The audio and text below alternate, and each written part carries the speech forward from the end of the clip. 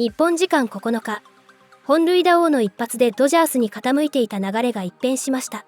フィリーズのカイル・シュワーバー外野手は敵地で行われた地区シリーズ第3戦に2番指名打者で先発出場し、第2打席でポストシーズン第1号となる同点本塁打を放つと、そこからフィリーズが一気に逆転しました。試合後、シュワーバーは打った瞬間に本塁打だと思いました。ただ、打球の行方は見ていません。最高の気分でした。相手にプレッシャーをかけられる場面は全て良い場面ですと喜びを語りました。一方、山本由伸投手はボール先行になってしまい、3球目のストレートをうまく打たれてしまいましたと悔しさをにじませました。これらの模様を日本語字幕付きでお届けします。Max, the other night, Bryce Harper was talking about this, how this used to be such a great pitcher's ballpark, Dodger Stadium. Now the ball carries much more than it ever has. Why is it that you think? Yeah, I saw an article talking about that. I've played here for a long time, and I still don't know that I know numbers and statistics are going to say what they say. I still don't know that I fully believe in that. At nighttime, traditionally the ball doesn't travel as much here. The marine layer comes in, and it's not a big field overall, but the ball just doesn't travel. And because it's not a big field, there's not a lot of grass out there for balls to drop in. And so this has always been a tough place to hit. The one thing we have going for us is the infield's always traditionally very fast. We have short grass. It's hard. The ball flies through the infield a little bit. But, I mean, to answer your question, I guess Shohei, I don't know. I mean, there's not a park out there big enough to hold Shohei, and he's hitting, 50-plus home runs a year, and a lot of those come here. So I don't know if that skews the numbers. But, I still don't fully buy into that this is a amazing hitter's park. The first thing I want to do is I want to see, because people, you are part of the family. You are wearing right now the Japanese baseball's important shirt, which, by the way, this is, I don't know if you meant to do it. This is the shirt that Joe wore every single day last year, right? Yeah, correct? Yeah. So he was the one that ended up. I went to him and asked for it because I knew that you had made some shirts, and he was like, "All we have left is the Japanese version," and I was like, "Well, if there's a time to wear a Japanese version of any shirt, this is the team to do it on."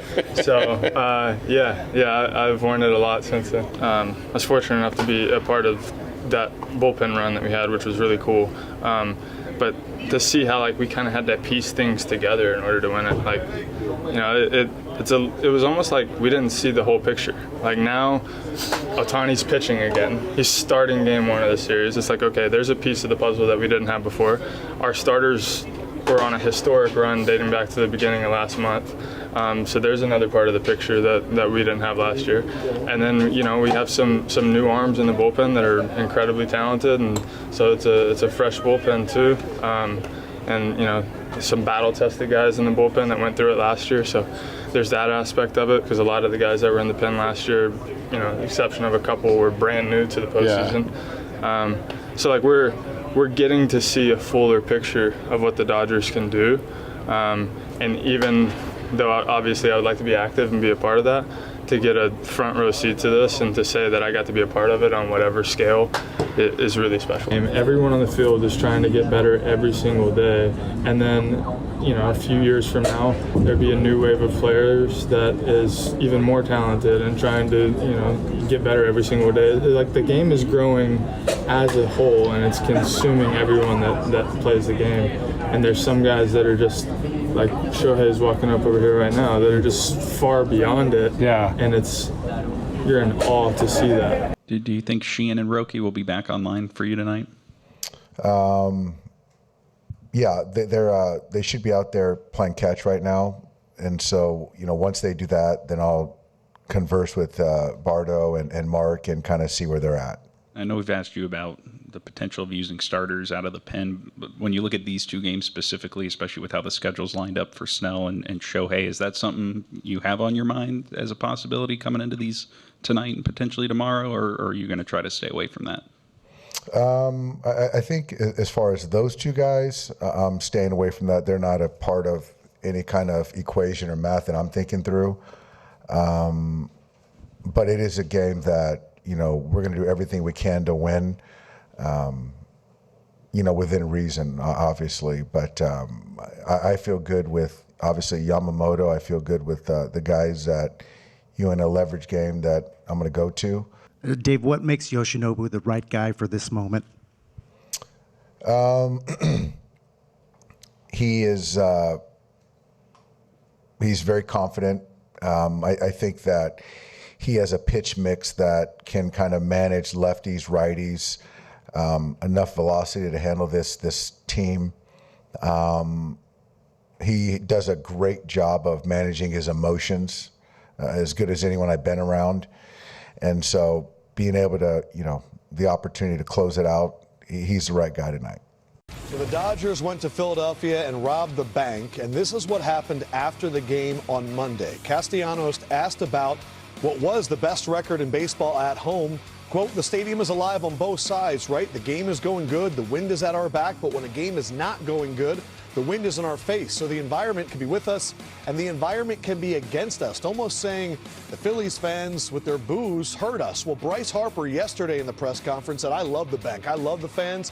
I boo myself if I get out. We deserve to be booed. They spend their hard-earned dollars to support us. They expect greatness out of us. We've got some of the best fans of baseball. They make me play better. I enjoy it. And then last night, I texted the producer because it reminded me of Jimmy Rollins going into the Ring of Honor and how he talked about playing for the Philadelphia fans. Take a listen. You always hear that Philly is a tough place to play, and it is. It's a very tough place to play if you don't want to win, if you're soft, if you don't want to go out there and give your all for the fans that pay their money to watch us play. It could be a tough place to play if you don't want to win and if you're soft. What did you think about what Nick said after that game on Monday? Bad timing. Poor timing. In the playoffs, you don't say anything about the fans, only about your performance. Even if you feel that way, and if you want to say something, say it on the plane. Say it away from cameras. Don't let them get a quote, because all you can do is make it tougher for yourself.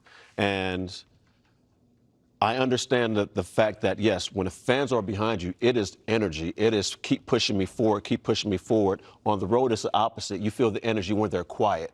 And it is hard to get booed at home, but you have to understand the fans' perspective. They've been frustrated for years. This isn't one game. This is years of games, not winning series at home, not finding a way to get it done, not getting a big hit. And this year, probably the most expectations that they've had, the way they ended the season. Feels like the window's closing. And it is closing. There's no feel. It is closing. So if that's how you feel, you can silence all that by going out there and getting the job done, getting a big hit, which he did. He got a great hit, a great slide at second base. Had not a little mistake, a big mistake on a base path, but it's never about the fans to win or lose. It's the fans to show up. It's for the fans to be there and support you. And you know where you are. If you're not doing your job, you're going to get on. Yeah. They got on me plenty. And I've said some of the same things, but it wasn't to get at the fans. It was just like, it's a fact. It is a matter of fact. But in the playoffs at this moment right now, all that should not be on your mind. Could it benefit them to be on the road? There are some times where you're like, all right, I just need a reset. I need to get into another ballpark. That's one less thing I need to worry about, because obviously it came up in conversation. So you're thinking about it. Right. And you hear it. You get booed on the road, like Jimmy says, it's a different volume level. You get booed in your home ballpark. For some reason, you hear everything. The one player that's sitting behind the dugout, the one that's in the outfield. Now, when you go to another stadium, if they're booing you, it's because you guys are beating them. So that's what you want to have happen. So it could be a good thing to flip up and have a change of scenery. What do you think, Pedro? I actually love what Harper said about it, because that's exactly, I only played in Philly for half a season, but I must say, I loved it. Why? Because they want me to be great. They want me to be good. And if I'm Castellano, just like you said, bad timing. But listen, that's what you want. You want the people to demand the best out of you. And that's why I learned to love Philly in such a small little time that I had there. I love the fact that they're going to want you to be great for them. If you're not, they're going to boo you. But that's okay. That's part of the challenge I want. I don't want it any easier. Yeah. I wanted the toughest way I can possibly get it. And I'm willing to take the challenge. And so never easy to win a championship. Respect he needs to do that. Go for the challenge. Yoshinobu Yamamoto gets the start. 1 week ago tonight versus Cincinnati, he struck out 9 in 6 2/3 innings. He's back on the Dodgers Stadium mound. He is one of the three aces, and the Dodgers are 5-0 in postseason games he has pitched.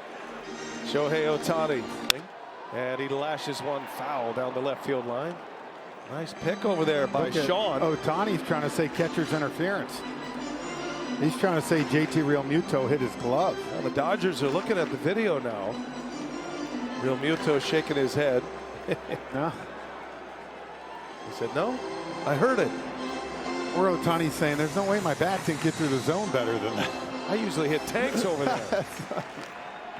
And hopefully this is as much as they have broken out in any of the games that we can remember. It's been a while. It's been a while since we've seen their offense kind of tee off a little bit, and I almost actually felt bad for Kershaw. He was getting it handed to him out there, and Dave Roberts, of course, did absolutely nothing about it because that's what he does as a manager. And I just look at it this way: if you would have done this to a guy like Ohtani, these are the relievers you would have seen in Game 1. All you had to do was be a little bit more patient because they throw a lot of balls out of the zone. And they weren't patient in that game. They were swinging at everything. Could have been a different story. Yep, could have been, should have been. But now, one more win. They've tied it up and forced a Game 5. Mark Clayton Kershaw, his first appearance of this postseason, did put up a 0 in the top of the 7th. Then he goes back out there and had a difficult 8th inning. Yeah, he did, and when you look at the way the 7th inning went down, yes, he got out of it, but there was a lot of traffic. That was not easy. It took kind of a miscue on the base pass to help him get out of that inning. I mean, it was definitely a stressful inning. You got a couple of hits out there. Trey Turner, yeah, it was off the end of the bat, but at the same time, you see a swing here by Harper out there and right, but what a great play out there by Teoscar Hernandez trying to double up Schwarber.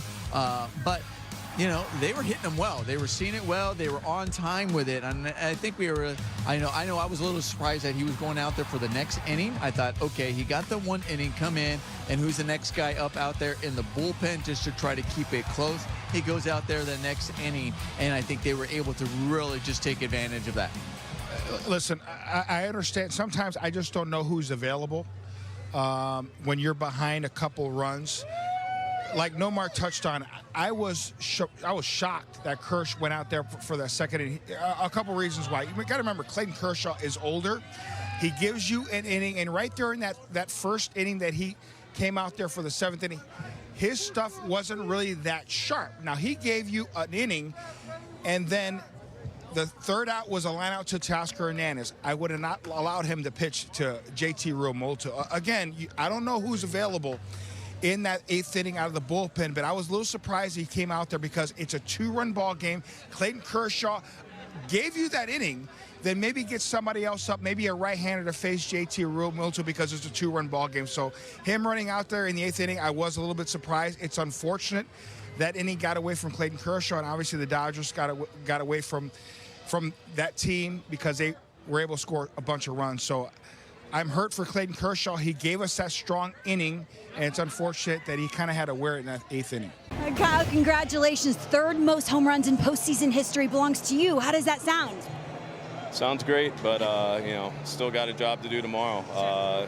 We were excited about the opportunity today, and we were able to come out and execute and get things going our way and kept the pressure on. I mean, one of your home runs, I didn't know if it was out. One hit the roof. I wasn't expecting 2-0 fastball. What were you expecting in the 4th?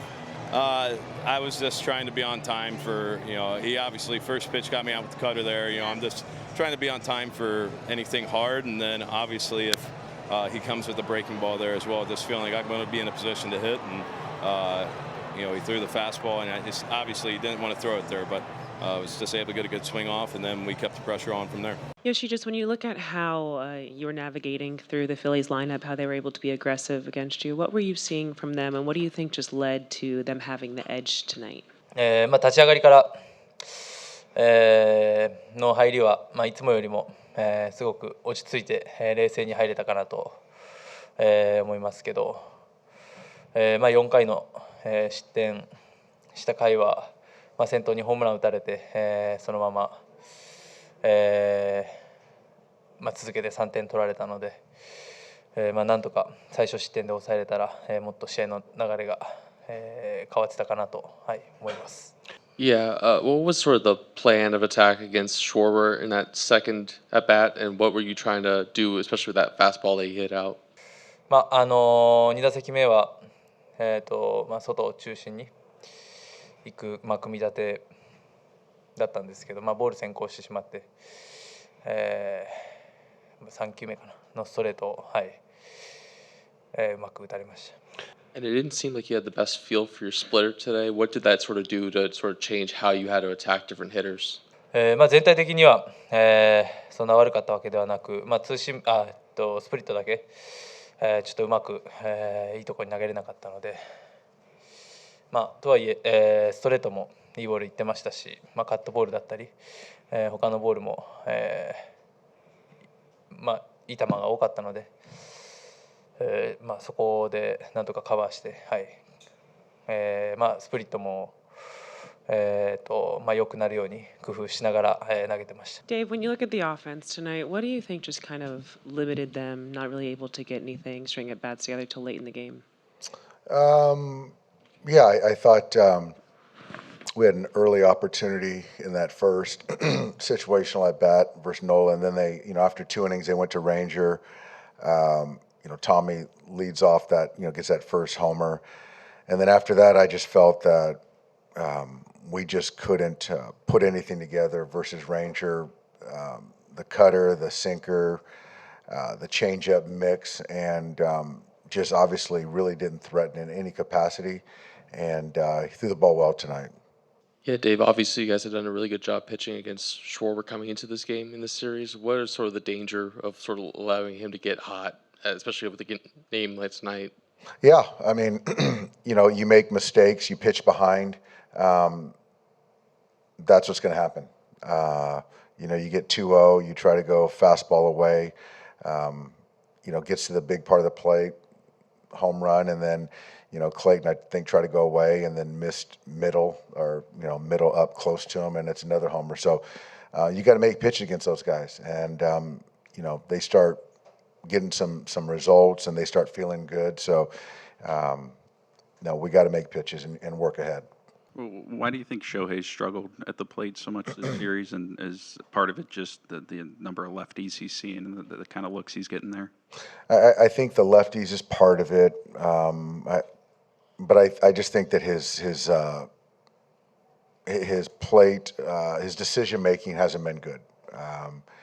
You can see, it's balls in off, and he's really not giving himself a chance to, hit a mistake. I just think that he's in between a little bit, but the swing decisions are just not where they need to be right now.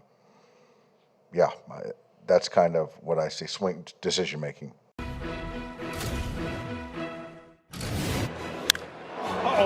Schwarber gonna send one way out of here. How far will it fly? My goodness.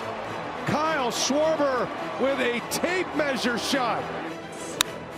And now Schwarber, a high towering fly ball. It's another bomb. Kyle Schwarber has done it again.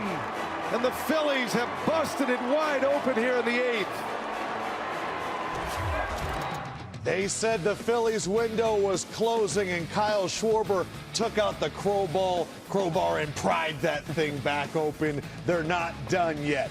This is the closer on TBS, presented by Genesis Motor America.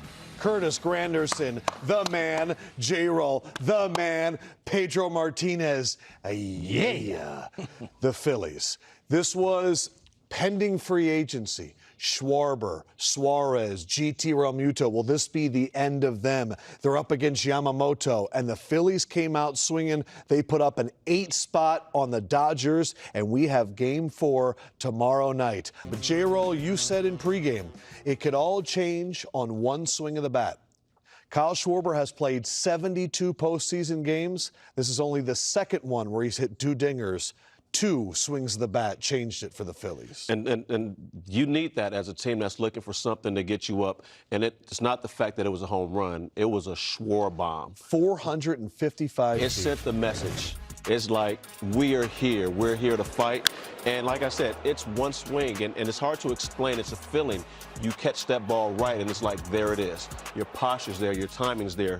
The decision that you made, you trusted it, and you executed the plan. And then you saw the Phillies bats not only pick up, but add on. They put on some runs, and we always talk about this whole postseason, how important it is to keep pressure. They kept adding pressure, but it started with that swing right there. And oh my gosh, I was there when G hit the ball out the stadium to left field. Wow. This is impressive to right field. That is deep and way back there. Yeah, and think about who they were up against. This is Yamamoto. Yeah. He hadn't let up a run for 27 innings before that. And his stuff was crisp, too. Yeah, it was especially early. With that, I know we all noticed how patient the Phillies batters were. They weren't chasing. They were hunting pitches to hit, not just because it was there, not just because it was a strike. It was, this is a ball I can hit, and Curtis said you didn't miss it. We saw them being patient, taking that curveball that is just below the strike zone. And we have to give credit to these umpires. This whole series, these umpires have called perfect strikes, meaning they're not calling pitches off the plate just because it's up there. Adrian did in game 2 a little bit. We'll call it what it is. But for the most part, they've kept the pitchers over the plate, and the Phillies finally made that adjustment tonight. We're hunting our pitches, and Schwarber, when he got his, he didn't miss, and the other guys along the way, they were taking their singles. It was beautiful to see them get hits, not try to be hero ball, and it worked out tonight. Max, I did want to ask you about Shohei, since we actually have seen him now pitch and hit in a postseason game for the first time. Last year was his postseason introduction. How cool was it to actually witness that kind of history in, the biggest stage of our game? It was wild. And Freddie talked about this a little bit post-game the other day, but you're talking about one of the best atmospheres in all of baseball, playoff baseball in Philadelphia. That's that's tops. It's unreal there. It's extremely loud. Like, you feel it. They're so into the game there. You can't even hear yourself think. And, for that to be Shohei's first pitching experience, and for him to come out of it the way he did. He had the one bad inning, but other than that, he kind of dominated, and it was just really cool to watch him do it. He loves pitching. I tell that to media guys all the time. Like, he just absolutely loves pitching. He loves talking about pitching. He loves working on it.